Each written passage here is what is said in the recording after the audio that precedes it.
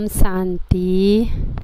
मुरली अमृत की धारा है धारा, जो देती है दुखों से किनारा। आइए, आपका स्वागत है मुरली अमृत की धारा में। तो आज 18/8/23 के महावाक्यों में परमात्मा का अमृतपान है, जिसे हम ग्रहण करेंगे और ग्रहण करने के साथ साथ अपने प्रैक्टिकल जीवन में धारण करेंगे। तो बाबा बोले, खुशबूदार फूल बनो।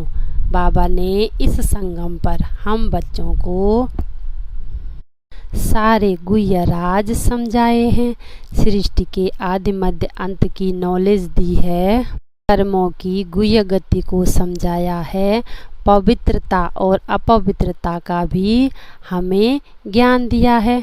तो आज बाबा बोल रहे हैं, जैसे कि खुशबूदार फूल बनो, तो हमें अपने तन व मन को एकदम स्वच्छ और पवित्र बनाना है।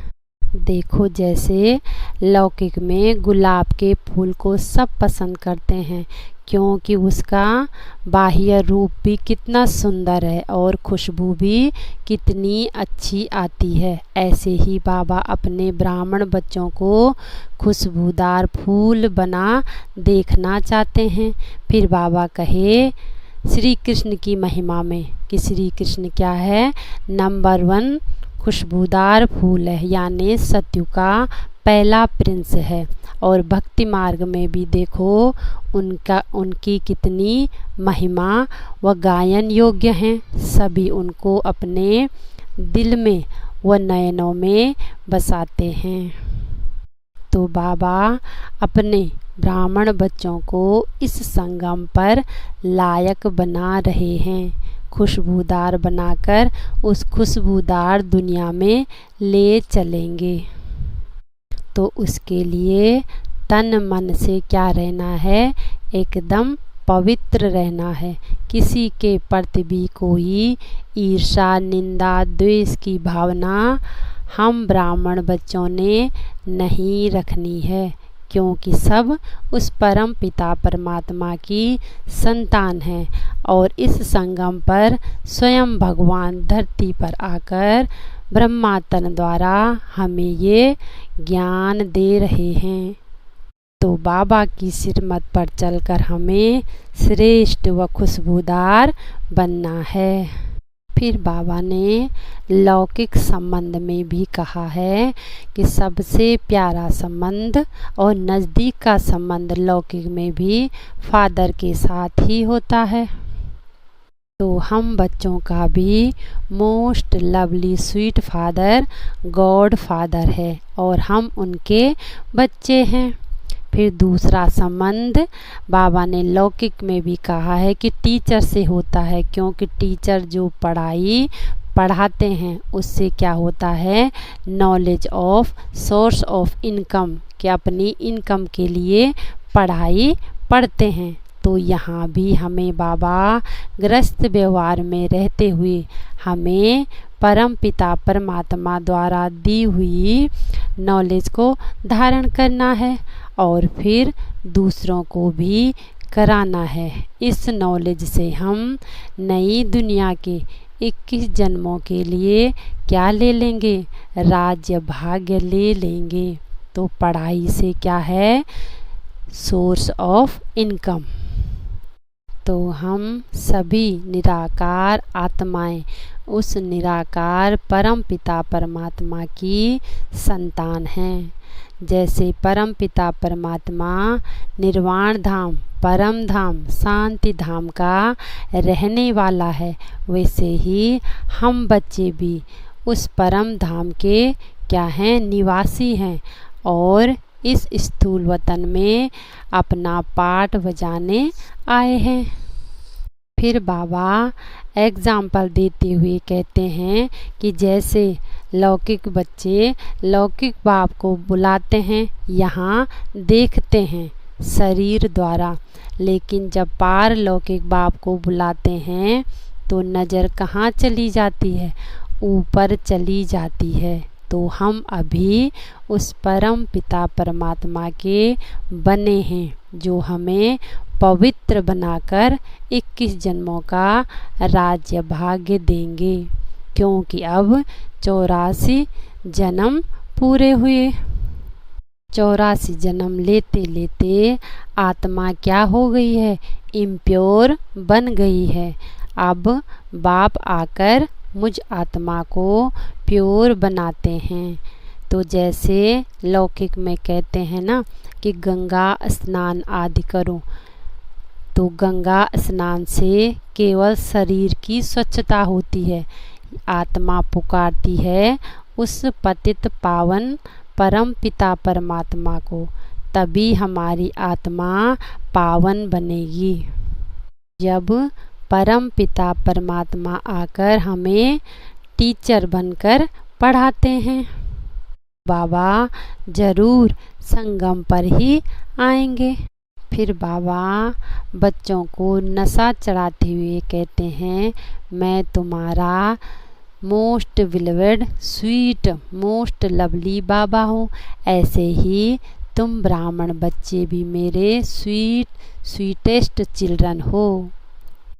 फिर देखो चित्रों में त्रिमूर्ति दिखाते हैं ना, तो ब्रह्मा द्वारा स्थापना और विष्णु द्वारा पालना और शंकर द्वारा विनाश दिखाते हैं। तो ये हुई परम पिता परमात्मा की रचना। इन तीनों को रचने वाला भी निराकार ज्योतिबिंदु परम पिता परमात्मा हैं। तो जब वो धरती पर आए तभी तो शिव जयंती मनाते हैं।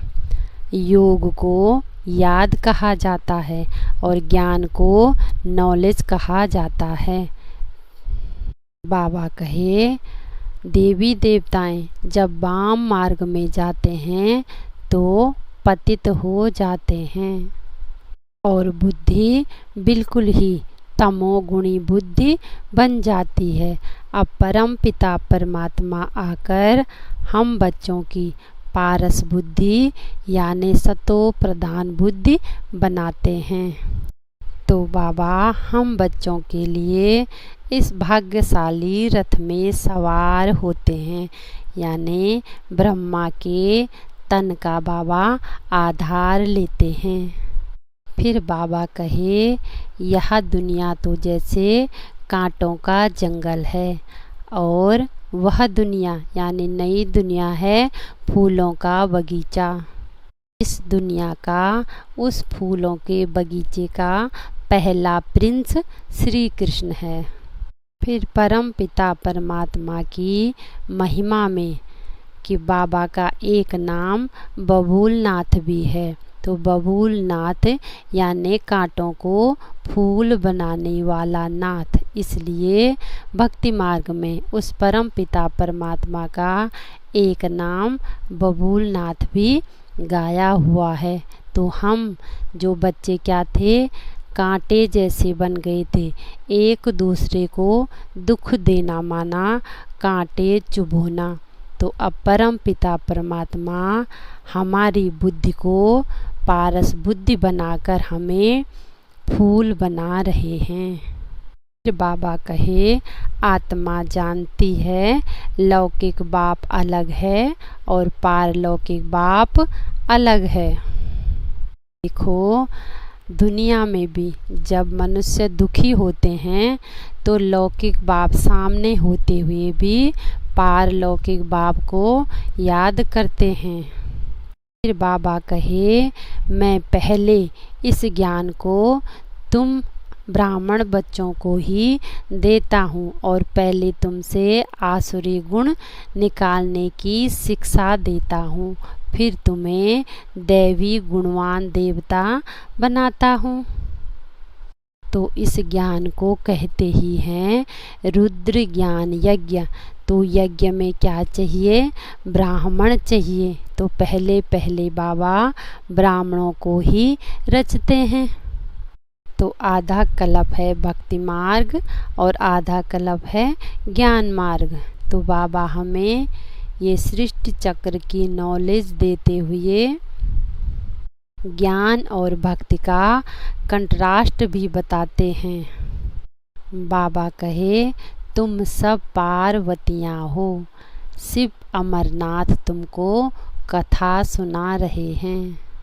पार्वती माना पार ब्रह्म की रहने वाली बत्तियाँ यानी आत्माएं। बाबा कहे, तुम सब अर्जुन हो जो ज्ञान अर्जन कर रहे हो इस समय इस संगम पर। तो हमें आत्म अभिमानी होकर रहना है और इस पढ़ाई पर पूरा ध्यान देना है। याद से यानी योग से ही विकारों की क्या निकलेगी, खाद निकलेगी। इसलिए हमें परमात्मा की याद में रहकर पावन जरूर बनना है।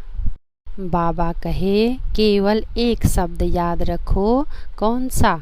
मेरा बाबा। बस हिमालय जैसी पहाड़ भी क्या हो जाएंगे, रुई बन जाएंगे। हमारे सामने कैसी भी बड़ी परिस्थिति आए लेकिन मेरा बाबा मेरे साथ है तो वो परिस्थिति भी हल्की रुई जैसी बनकर उड़ जाएगी। तो सहज योगी बनने के लिए है ही एक शब्द, मेरा बाबा। प्यार के सागर में सदा लवलीन रहना है, बाबा के सदा समीप रहने का अनुभव करना है। तो ऐसे हीरे जैसा जीवन बनाने के लिए ऐसे प्राण प्यारे मीठे बाबा को दिल से शुक्रिया शुक्रिया शुक्रिया शुक्रिया। शांति।